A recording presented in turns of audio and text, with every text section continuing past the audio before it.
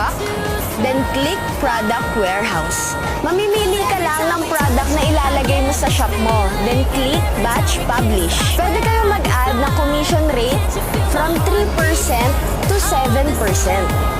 Kung mapapansin nyo, meron na akong 48,000 plus sa freezing money at malapit na siyang malipat sa available wallet ko. Gagawin ko lang dito guys, papaikutin ko lang siya ng papaikutin. Bago ko nakuha yung 48,000 plus, nagpasok muna ako ng 45,000 pesos at magge-generate ito ng passive income na 7%. At kinita ko to guys sa loob ng 2 to 3 weeks lang. So, gano'n lang ulit yung gagawin ko guys, papaikutin ko lang siya para mas kumita pa.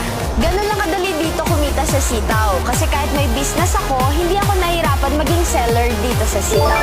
Kaya guys, mag-download na rin kayo ng Sitaw app or i-visit nyo na rin ang www.sitaw.com. And syempre, don't forget my referral code. Bye-bye!